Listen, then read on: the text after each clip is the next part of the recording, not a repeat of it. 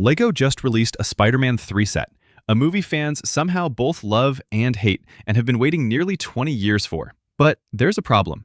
This isn't exactly the final battle we remember. So today we're finding out, is this truly an iconic moment in LEGO form, or just a nice-looking diorama? 201 pieces, 3 minifigures, $25, part of the new Epic Moment collection. Spider-Man 3 is a strange movie, but the final battle with Sandman and Venom, that's iconic. And now it's sitting on my desk in LEGO form. The black background immediately sets a serious tone. This isn't your typical bright Spider-Man set. The atmosphere feels darker, more mature. Seeing Spider-Man 3 printed right on the box, that's pure fan service. The third movie is finally front and center. Right away, you see the trio: Spider-Man, Sandman, and for the first time, this specific movie version Venom. Flip the box around. The back shows off different poses, display options, and really highlights the diorama aspect rather than play features. And that's when it becomes clear. This isn't just a toy. It's meant to be a collectible moment. You open the box and it doesn't feel like you're unboxing a playset. It feels like you're opening something made for display. And honestly, it looks surprisingly grown up.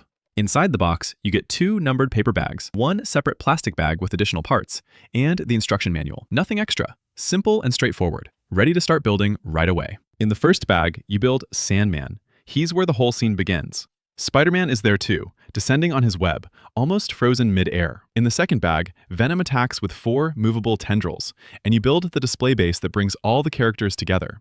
Altogether, it feels like a moment frozen right in the middle of the final battle. And this is where the build actually gets interesting. At first glance, it just looks like a pile of sand, but once you start building it, you realize how much thought went into the geometry. The plates are layered at different angles. There are a lot of hinge elements and wedge pieces. Because of that, you get this sense of movement, like the sand isn't static, but alive. Yes, they could have made this as one large molded piece. It would have been simpler. But the brick-built version adds texture and depth, and honestly, it's satisfying to build. As for Sandman, the minifigure is really good. Leg printing, back printing, and a new facial expression. It feels complete. Yes, in the movie, he was a massive monster. Here, he's more of a compact LEGO version. And that's not a downside. It's a scale choice. Within the size of the set, he works really well. After finishing the Sandman base, I move on to the main structure. And this is where the scale starts to feel different. You start with a circular foundation. Dark gray plates are layered unevenly, with subtle height changes and offsets. Right away, it feels unstable, like a chunk of the city has been ripped out of place. Then, the structural beams come in. A black beam and a light gray beam create strong vertical lines. The scene starts building upward, and this is where the design really gets interesting. It's no longer just a base, it's becoming the framework of a full action scene. As I keep building, transparent support pieces are added. At this stage, they look very technical. Almost a little random, but you can tell they're going to play an important role in the final composition. I also really like the environmental details. A bent street lamp built with clever part usage. Small fragments of debris scattered across the surface.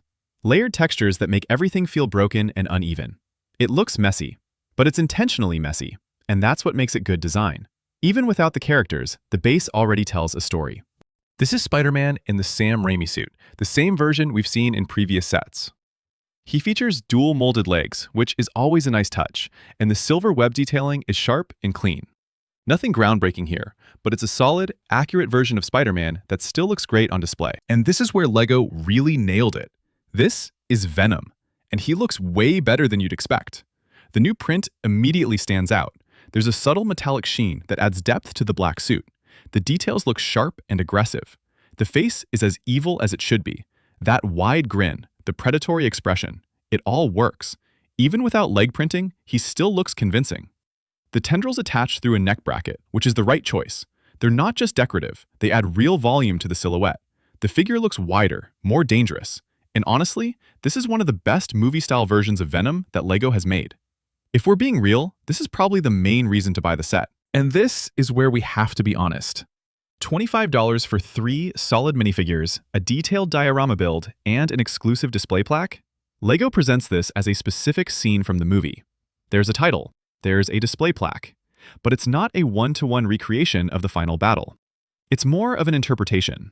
Personally, I would have added New Goblin, made Sandman more massive, and maybe increased the scale of the diorama just a bit. And then, this would be a clear 10 out of 10. As it stands, I'm giving it an 8 out of 10. Because of Venom, because of the price, because of the nostalgia. 2 points off for Sandman's scale and the missing goblin. So here's the real question for you. Do you want perfectly accurate movie scenes or Lego-style interpretations that capture the spirit of the moment? Let me know in the comments.